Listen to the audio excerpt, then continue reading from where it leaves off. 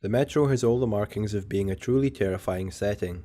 As humanity went underground to save itself from the world above, the mutants came after us, chasing us down narrow, dimly lit corridors filled with their own phenomenons.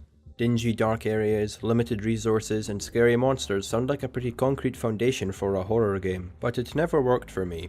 The game captivated me with its linear, well-paced storytelling, each new survivor teaching me something new about living in this world, but through no fault of the game, my rationale of knowing that mutants can't really have the jump on me in relatively closed-off linear corridors, and having an abundance of ammo meant that I was never truly terrified. Surprisingly, that changed on the surface, despite how welcoming it initially seemed.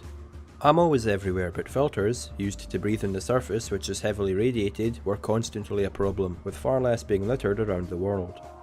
It was easier to get lost around a more open environment, which always made me anxious to finish these areas quickly, but not because I didn't enjoy them, but because I was genuinely terrified of running out of air. Metro is one of the few games to really immerse me for such a small reason: the gas mask.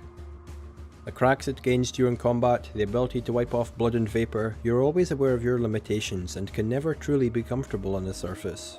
I assume I'm not the only one who is constantly wiping their mask, because hey, I like to be doing something when walking about, and it certainly didn't help my anxiety during these situations.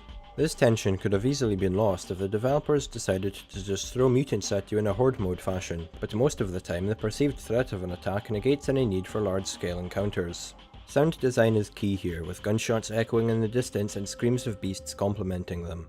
You have no idea what is going to come your way, and having your mind racing through all the possibilities keeps building on this feeling of dread as you march through the remnants of society.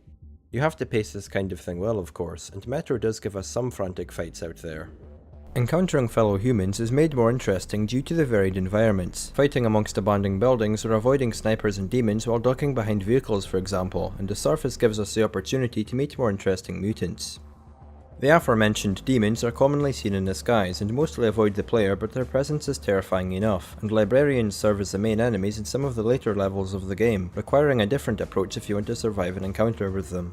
Some of the bigger mutant battles are admittedly nothing to write home about, as gunning down a horde of these enemies kinda takes away from the suspense a bit, but they don't drag and are placed at good points in the story to justify them.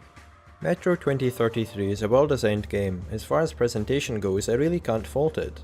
Fantastic atmosphere, perfect pacing, gorgeous world design and top-notch voice acting all make this, in my eyes, one of the best single-player games to come out in the last decade.